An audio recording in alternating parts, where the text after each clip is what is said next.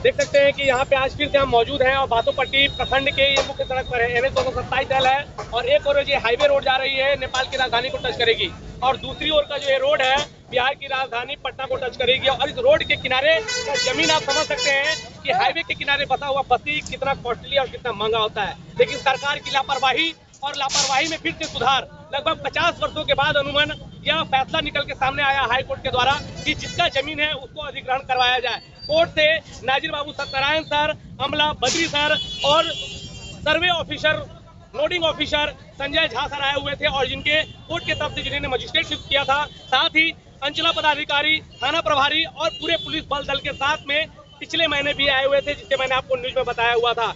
आज देख सकते हैं जो जमीन के मालिक हैं उनको जमीन सुपुर्द कराया गया है। आइए उनसे जानने की कोशिश करेंगे ये पूरी प्रक्रिया में कितने दिन लगे और आज उनको जमीन मिला है तो उन्हें कैसा महसूस हो रहा है। सर आपको स्वागत है।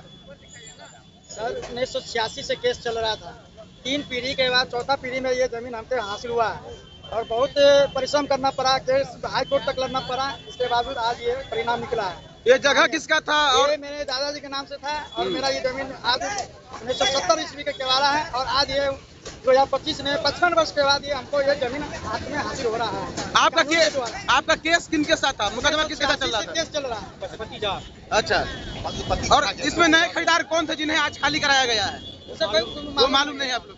मतलब जिनसे लड़ाई थी उनसे ही लड़ाई अंत तक हुआ है? ऑलरेडी वो हाथ चुके हुए हैं और इसके बाद फिर हाई कोर्ट के द्वारा फिर ये डिग्री किया गया है और दखलदानी का प्रक्रिया हुआ है। एक लंबा समय के बाद न्याय मिला है आपको? 86 से केस चल रहा है, 39 वर्ष के बाद ये हमारे हाथ में आया, पूर्वज से लड़ाई चल रहा है। कोर्ट पे आपको भरोसा था? मेरे दादाजी 1986 में केस फाइल किए थे और आज ये आज परिणाम मिला।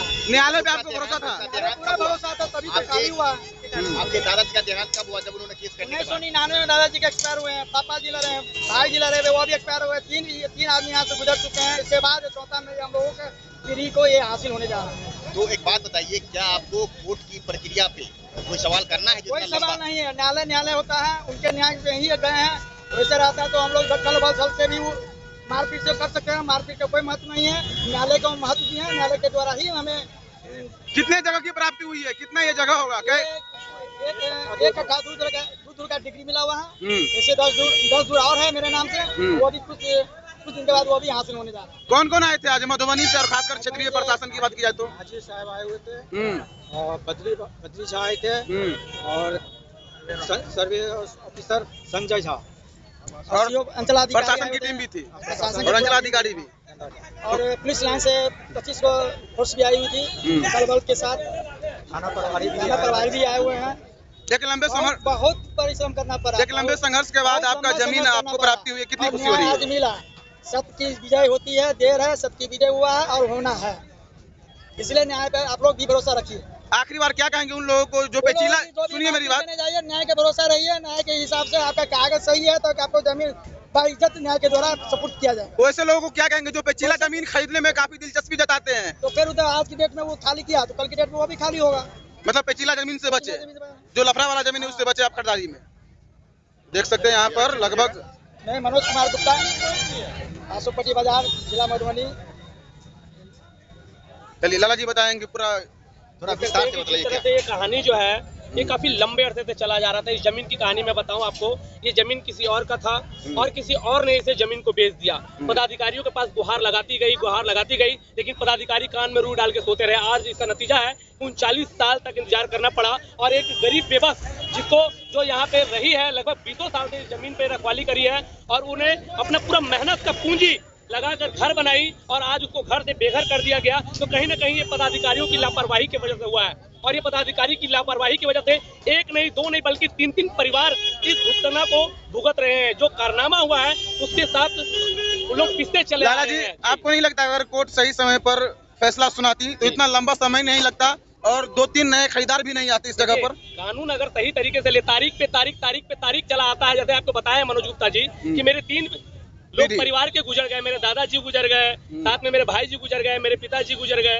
तो कहीं ना कहीं इतने अरसे के बाद जब लोगों की बलिदाने गई है, साथ में ये परिवार जो आज रो रहा है, बिलख रहा है कि घर के सामने सामान बाहर फेंक दिया गया है और इसको कोई बोलने वाला नहीं है, क्योंकि कानून सर्वोपरि होता है। और कहीं ना कहीं उन पदाधिकारियों के ऊपर भी कार्रवाई होनी चाहिए जो पदाधिकारी रजिस्ट्री करते हैं, क्योंकि रजिस्ट्री करने का जो नियम होता है वो सर्वेयर ऑफिसर और अमीन जो होते हैं, जो अमानत करते हैं, जैसे कई जगहों पे उन्हें पटवारी भी कहा जाता है, तो इनके ऊपर पूरी दायित्व होती है कि किस तरह का जमीन और किस तरह का कार्रवाई किया जाना चाहिए। तो आज आखिर देर से ही हुआ है, लेकिन कहीं ना कहीं कानून ने अपनी कार्रवाई दिखाई है।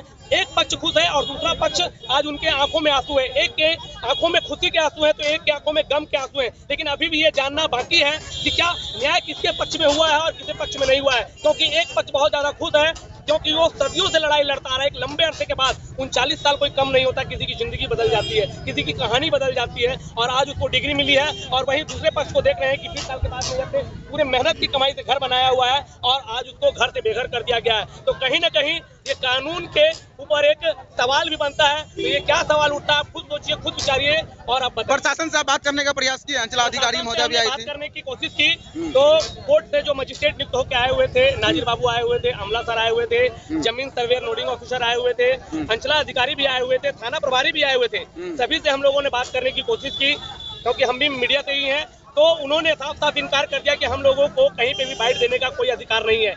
जबकि न्यायिक प्रक्रिया में अगर कोर्ट के द्वारा, क्योंकि न्याय सबसे बड़ा माना जाता है और न्यायिक व्यवस्था ही सबसे उच्च माना जाता है अपने भारतीय संविधान में, तो उनके द्वारा जब कोई पदाधिकारी नियुक्त होकर आते हैं तो उन्हें मेरे ख्याल से ये चीज बताना चाहिए, लेकिन उन्होंने इसी बताने से पूरा खारिज कर दिया। उन्होंने कहा कि उन्हें नोटिस दिया गया है और जब हम कोर्ट की तरफ से आते हैं तो हमें ऑथराइज नहीं होता कि हम हर जगह बाइट दे सकें। आखिरी बार पेचीला जमीन खरीदने वाले लोगों को क्या कहेंगे आप? मैं पेचीला जमीन खरीदने वालों को यही कहूंगा कि आप समझदार हैं, आपकी मेहनत की पूंजी होती है, तो आप जमीन की पूरी जांच पड़ताल करें, आप अच्छे पटवारी, अच्छे अमीन के पास जाएं और दलालों से और बचें।